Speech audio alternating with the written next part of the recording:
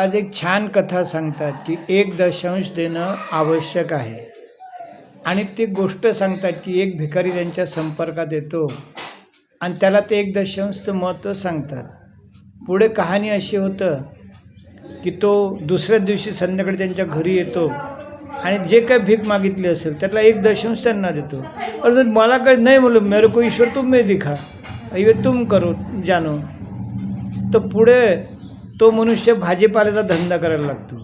मग तो शाळेसमोर गोळ्या बिस्किट विकायला लागतो आणि गोळ्या बिस्किट विकता विकता संध्याकाळी ते आसपासचे जे भाजीवाले वगैरे असतात त्यांना घरी जायचं असते, तर पडलेल्या भावात ते भाजीपाला याला विकतात आणि हा तर तिथंच मुक्कामी असतो.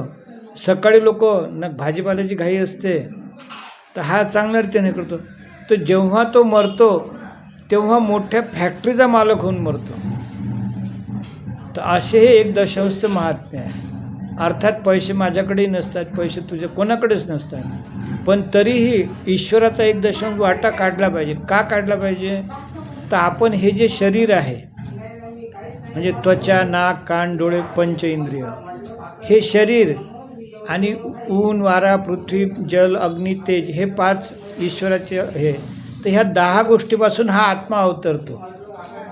आता उद्या समजा मी ते हार्ट अटॅकनं मी पडून मेलो, तर मला कोणी की माझं नाव घेऊन म्हणणार नाही. बॉडी आहे काय, बॉडी हॉस्पिटलला नेली काय, बॉडी आणली काय, का याच्या अंदरात आत्मा नाही ना. हा समजलं काय? तर असं 1 दशांशचं महत्त्व आहे की कारण संपूर्ण हे जे निसर्ग आहे हे कशावर चालतं? Give and take. मग निसर्ग जर हे एवढं देतो तर आपलं देणं कर्तव्य आहे.